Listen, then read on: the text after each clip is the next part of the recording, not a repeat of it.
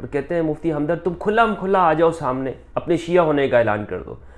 آپ دفاع صحابہ، فضائل صحابہ کے نام پر تو آپ تحریکیں چلا رہے ہیں، اہل البیت کے نام پہ آپ نے کب تحریک چلائی ہے؟ الثقلین کو کب بیان کی؟ ایک مسجد مجھے دکھا دیں۔ الحمدللہ رب العالمین والصلاة والسلام علی سید الانبیاء والمرسلین وآلہ الطیبین الطاہرین ومن والہ۔ بسم اللہ الرحمن الرحیم۔ السلام علیکم ورحمۃ اللہ وبرکاتہ۔ مجھ سے یہ مطالبہ کیا جا رہا ہے کہ میں شیعہ ہونے کا اعلان کر دوں، اور یہ کہا جا رہا ہے کہ مفتی ہمدرد سوشل میڈیا پر شیعت کی ترویج کر رہے ہیں، ایران کے ایجنٹ ہیں، شیعہ رافضیوں سے مال بٹورتے ہیں، ان کو تو ایران سے پیسہ آ رہا ہے، اور یہ پاکستان کے اندر سنیت کے لبادے میں شیعت کو پھیلا رہے ہیں، اس کو ترویج دے رہے ہیں۔ یہ جو پروپیگنڈا ہے یہ میرے خلاف کیوں ہو رہا ہے؟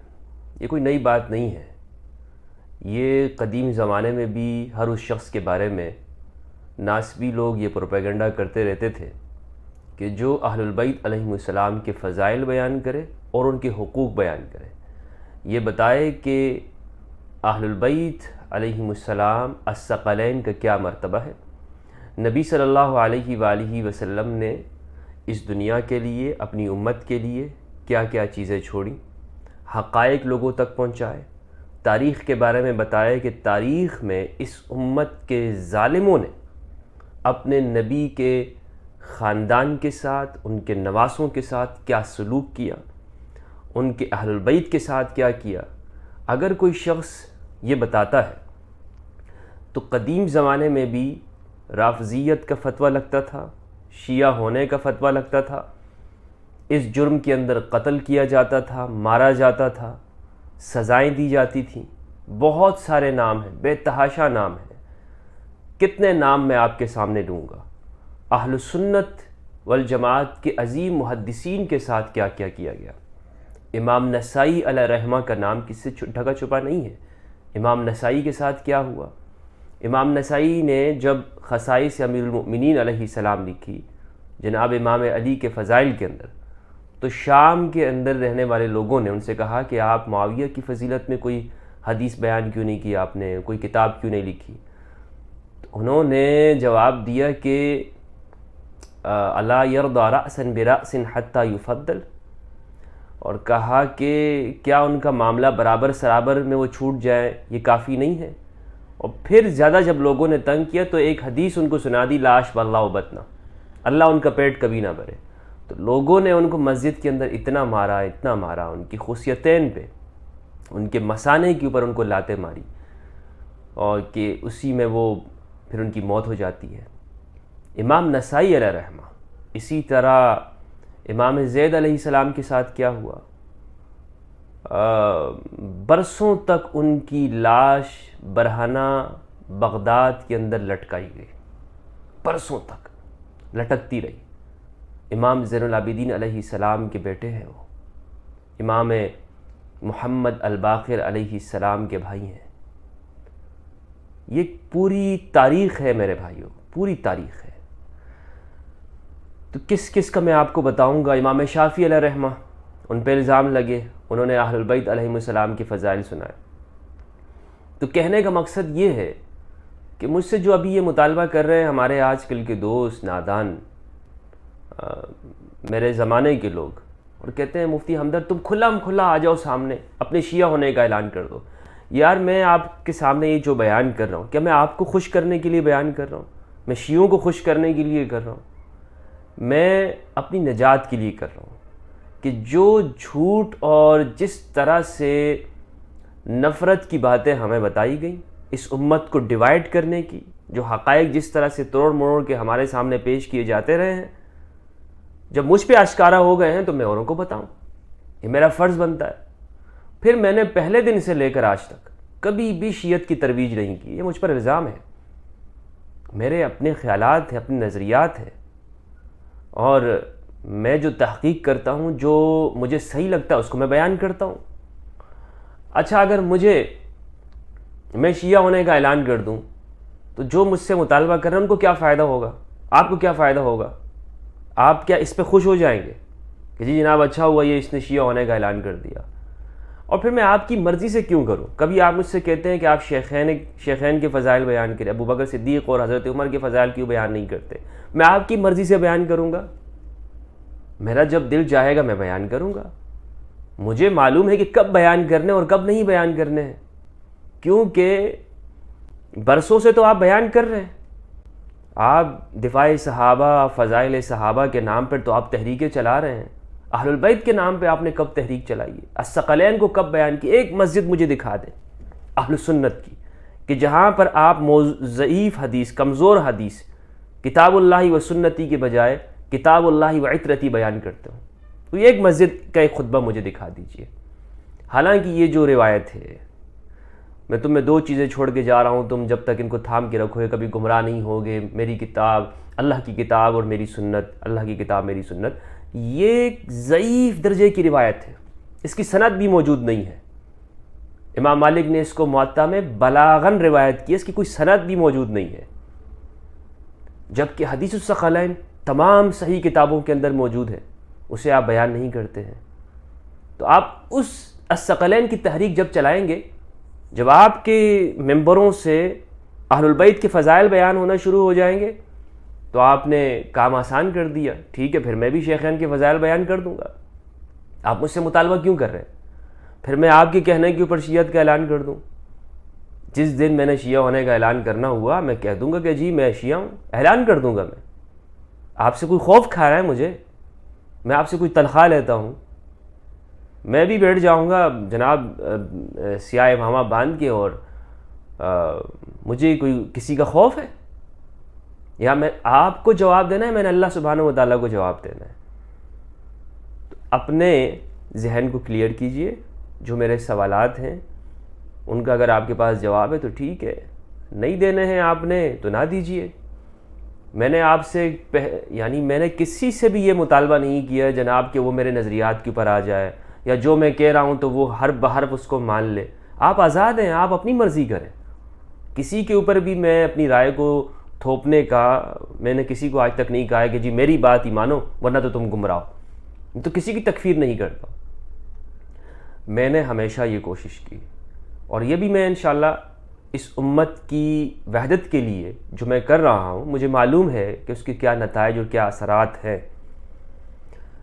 ہمیشہ یہی کوشش کی ہے کہ امت مسلمہ کے جو دو بڑے گروہ ہیں ان کے درمیان میں قربتیں لائی جائیں، فاصلے کم کیے جائیں، ختم کیے جائیں، یہ نفرتوں کو مٹایا جائے. یہ تکفیر کے جو فتنے اور فساد ہے پوری دنیا کے اندر مسلمانوں کی پیشانی کے اوپر جو ہے وہ کلنک کا، وہ کیا کہتے ہیں اس کو، ٹیکا کہتے ہیں.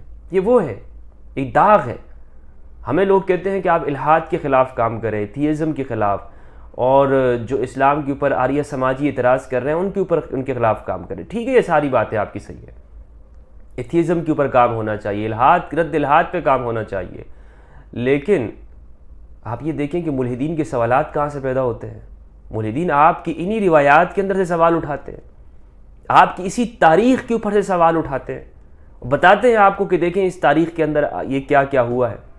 آپ وہاں پہ یا تو جھوٹ بولیں گے، اور یا آپ کہیں گے کہ نہیں جی تمہارا اسلام سے کیا تعلق ہے، تم کس طرح سے یہ سوال کر رہے ہو.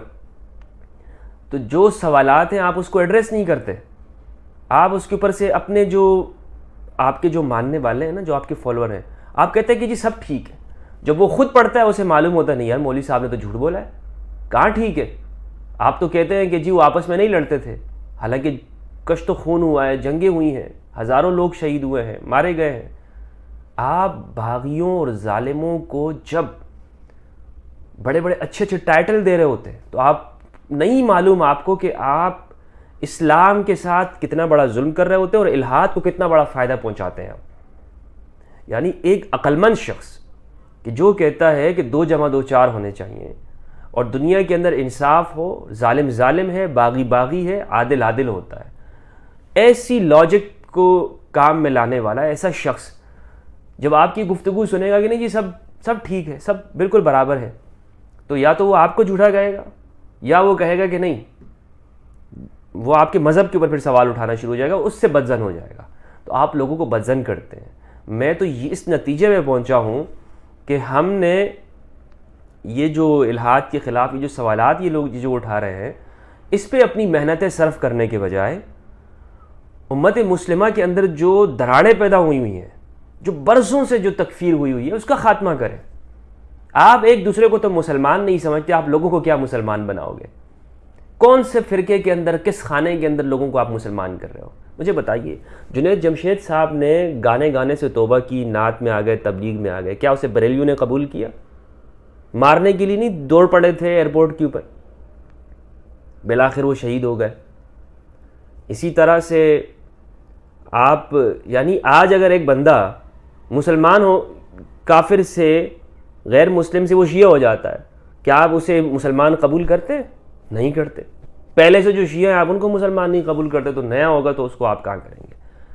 سلفی یا کوئی کسی غیر مسلم کوئی آ گیا، آپ کو دیوبندی ہو گیا، کیا بریلوی اس کو قبول کرتا ہے؟ وہ بریلوی ہو گیا تو کیا دیوبندی قبول کرتا ہے؟ یہ سب آپ کی باتیں ہیں، ہمیں معلوم ہے، کیونکہ ہم آپ کے اندر رہے ہیں، ہم آپ کے اندر رہے ہیں، ہمیں معلوم ہے کہ آپ جو دنیا کو یہ کہتے ہیں نا کہ جی دنیا میں اسلام سب سے زیادہ ہے مسلمان، حقیقت میں ایسا نہیں ہے۔ حقیقت میں یہ ہے کہ آپ خود اپنے اپنے خانوں کے اندر بٹے ہوئے ہوتے ہیں۔ اگر دنیا میں مسلمان سب سے زیادہ ہے تو کیا مسلمانوں کی 40% یا 50% کے جو شیعہ ہیں، کیا آپ انہیں بھی مسلمان کاؤنٹ کر رہے ہوتے ہیں یا نہیں؟ صرف اپنے اپنے دیوبندی یا بریلیوں کو ہی کاؤنٹ کر رہے ہوتے ہیں؟ اور آپ کو پہچانتا کون ہے؟ اب تو یہاں ہندوستان کی تاریخ ہے دیوبندی اور بریلوی، پوری دنیا کے اندر صرف آپ ہی لوگ ہیں دیوبندی یا بریلوی۔ کیا پاکستان کے اندر آپ نے تماشا کھڑا کیا ہوا ہے کہ تو شیعہ ہو جا، رافضی ہے، بدعتی ہے، گستاخ ہے، قبر پرست ہے؟ یہ کیا تماشے ہیں؟ مسلمانوں کو مسلمان کیوں نہیں ہونے دیتے ہیں آپ؟ اسلام کی دعوت کب دیں گے؟ جتنی بھی دعوتی تحریکات آپ نے کھڑی کی ہوئی ہیں اپنے فرقے کی ترویج کے لیے ہیں، جو بھی آپ یعنی جلسے، جلوس، اجتماعات جو آپ مدارس بنا رہے ہوتے ہیں، مساجد بنا رہے ہوتے ہیں، اپنے فرقے کے لیے کر رہے ہوتے ہیں، مدرسے جو آپ کی جو عظیم، کیا آپ کسی دیوبندی سیٹ کو یہ کہیں گے کہ جا کے بریلوی مدرسے میں چندہ دے؟ کوئی بریلوی کسی اپنے بندے کو کہے گا کہ جا کے دیوبندی دارالعلوم کراچی میں چندہ دے کے آ جا، یا دیوبندیوں کی مسجد میں دے کے آ جا، شیعوں کے امام بارگاہ میں دے کے آ جا، وہاں بھی دین کا کام ہو رہا ہے؟ ایسا نہیں کرتے ہو آپ لوگ۔ آپ کی اپنی جو تحریکات چل رہی ہیں نا، آپ نے اپنے ٹائٹل اور سلوگن بنائے ہوئے ہیں کہ جی ہم نے انہی اکابرین کے اسلام کے ساتھ جینا ہے، یہ جو تشریح ہمارے اکابر، ہمارے بزرگوں نے کی، یہی اسلام ہے۔ یہ آپ کا ذہن ہے، اس اسلام کا ذہن نہیں ہے کہ جو محمد رسول اللہ صلی اللہ علیہ وآلہ وسلم نے قرآن مجید کی شکل میں پیش کیا، اہل البیت علیہ السلام کی صورت کے اندر اس دنیا کو نمونہ دیا، الثقلین۔ آپ کے نزدیک یہ نہیں ہوتا، آپ کے نزدیک یہ ہوتا ہے ہمارے اکابرین، ہمارے بڑے، ہمارے جو آپ نے کچھ نام بنائے ہوئے ہیں، یہی آپ کا مطلوب ہے، یہی آپ کا مقصد ہے کہ جی ہم نے اسی کے اوپر کاربند رہنا ہے۔ تو مجھ سے جو آپ مطالبہ کر رہے ہیں، یہ آپ صرف مطالبہ ہی کرتے رہ جائیں گے۔ مجھ جیسے آدمی سے آپ یہ توقع نہ رکھیں کہ میں آپ کے کہنے کے اوپر کسی کی فضائل بیان کروں گا یا کسی کی مدح کروں گا، یا جی میں شیعہ ہو جاؤں یا میں رافضی ہو جاؤں، شیعت کا اعلان کر دوں تو آپ میری جان چھوڑ دو گے۔ مجھے یہ بات اچھی طرح سے معلوم ہے کہ میری باتوں میں اصل میں آپ کی جو آپ لوگوں کو تکلیف ہوتی ہے وہ کس وجہ سے ہوتی ہے۔ لیکن میں آپ لوگوں کے لیے صرف وہی بات کروں گا کہ اللہ سبحانہ و تعالیٰ آپ کو ہدایت عطا فرمائے۔ میرا کام جبر نہیں ہے، اکراہ نہیں ہے، میں اپنی بات صرف پہنچا سکتا ہوں۔ میرا صرف یہی مشن اور مقصد ہے کہ امت مسلمہ کے اندر سے تکفیر ختم ہو اور اہل البیت علیہم السلام کے جو حقوق اور فضائل ہیں اس کا بیان کیا جائے۔ یہ میرا مشن ہے، یہ میرا مقصد ہے۔ اگر آپ سمجھتے ہیں اس بنیاد پہ میری تکفیر کرنا چاہتے ہیں، مجھے کافر کہنا چاہتے ہیں، تو کہیے میری تکفیر کر دیں، کافر بول دیں مجھے فرق نہیں پڑتا۔ مجھے اس بات کے اوپر کوئی فرق نہیں پڑے گا کہ آپ کہیں کہ جی مفتی ہمدرد رافضی ہے، شیعہ ہے، مرتد ہے، واجب القتل ہے، کوئی فرق نہیں پڑتا، بولتے رہیں آپ۔ ہاں لیکن یہ یاد رکھیے گا کہ اس کا نتیجہ یہ نکلے گا کہ آپ جو لوگوں سے جتنے بھی حقائق چھپاتے رہیں گے، جتنی زیادہ آپ لوگوں کو حقائق چھپائیں گے اہل البیت علیہم السلام سے متعلق، جب لوگ خود اس کو پڑھیں گے تو وہ آپ سے بیزار ہو جائیں گے۔ آپ کو میں حقیقتاً بتا دوں، آپ کے جو فرقوں کی 5 سے 10 سال ہیں آپ لوگوں کے پاس، اگر آپ نے اپنا قبلہ درست کر لیا تو ٹھیک ہے، ورنہ نہ آپ بریلوی رہو گے، نہ دیوبندی رہو گے، کچھ نہیں رہو گے۔ یا تو آپ سے اکثر نوجوان نسل دین بیزار ہو جائے گی، جو ہو رہی ہے، کیونکہ آپ ان سے اپنی مسجدوں میں جھوٹ بولتے ہیں، حقائق چھپاتے ہیں، اپنی تقریروں کے اندر ایک دوسرے کے اوپر کافر بھی کہہ رہے ہوتے ہیں، دوسری طرف سے پھر کہتے بھی ہیں کہ جی لوگوں کو زیادہ سے زیادہ مسلمان کرنا ہے۔ یا تو وہ دین بیزار ہو جائیں گے، یا وہ لوگ آپ کے ہاتھوں سے نکل کر کسی اور فرقے میں آپ ان کو لاکھ روکتے رہیں گے، وہ آپ کے نہیں رہیں گے، بہرحال آپ کے نہیں رہیں گے۔ ہاں، تو اس لیے حقائق چھپانا بند کیجئے، یہ حقائق کڑوے ہیں، لیکن بتائیے کہ برسوں سے جو اہل البیت علیہم السلام کے ساتھ ہوتا رہا ہے، اور جو اسلام اہل البیت کا تھا، اس کو کس طرح سے چھپایا گیا، اور ظالموں جابروں کی دی ہوئی تشریحات اور تعبیرات کو دین کے لبادے میں پیش کر کے دنیا کے سامنے اسے ہی اسلام پیش کیا گیا، جس کی وجہ سے لوگ آج اعتراض کرتے ہیں کہ جی اسلام میں عدل نہیں ہے، انصاف نہیں ہے، آزادی فکر نہیں ہے، حریت رائے نہیں ہے، انسان کو بولنے کی اجازت نہیں ہے۔ یہ جتنے بھی اعتراض کرتے ہیں، میں تو سمجھتا ہوں اسلام پہ یہ لوگ کر رہے ہوتے ہیں، ان کو ہم نے اس طرح کر کے پیش کیا ہے کہ جی یہی اسلام ہے، حالانکہ ایسا نہیں تھا۔ جو اہل بیت علیہم السلام کے جو اخلاق و کردار و تعلیمات ہیں، اس میں جو آزادی ہے، اس میں جو گفتگو ہے، اس میں جو ٹیبل ٹاک ہے، اس میں جو ظالم کو ظالم کہنے کی جو جرأت اور ہمت پیدا کرنا انسان کے اندر ہے۔ آج آپ کے جو بھی مذہبی طبقات ہیں، وہ آپ کو ہی کہتے ہیں خاموش، زبان بند کر کے رکھو، ظالم حکمران کے سامنے تم نے کچھ نہیں کہنا، ہاں کچھ نہیں کہنا، تو ظلم بس سہتے رہنا ہے ظلم۔ آپ مجھے بتائیے کہ رشیا کے اندر جب دہریت کا جسے آپ انقلاب کہتے ہیں، جب وہ آیا، کیوں وہاں پہ لوگوں نے آ کر خدا کا انکار کر دیا؟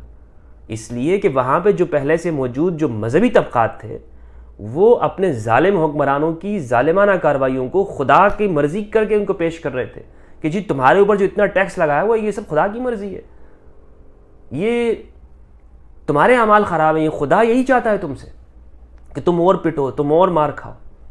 انہوں نے کہا اچھا، انہوں نے جب انقلاب لایا، انہوں نے کہا اپنی تقدیر خود بناتے ہیں، ہم ایسے خدا کو نہیں مانتے۔ بالکل، اور یہی آج میں دیکھ رہا ہوں کہ یہ جو مذہبی جس طرح سے ہمارے ہاں مذہب کو پیش کر رہے ہیں، ظالموں کی محبت کے لوگوں کے دلوں میں ڈالتے ہیں، نوجوان نسل ان کے ساتھ یہی کرے گی اگر یہ سدھرے نہیں، اگر انہوں نے اپنا قبلہ درست نہ کیا۔ اور قبلہ کیسے درست ہوگا؟ میں نے صرف ایک کسوٹی دی ہے آپ کو کہ الثقلین کو بیان کرتے ہیں۔ یہ ہمارے امت مسلمہ کے شروع سے لے کر جتنے بھی اجتماعی مسائل ہیں یا انفرادی مسائل ہیں، اس کا حل یہی ہے، کتاب اللہ، میری اطرت۔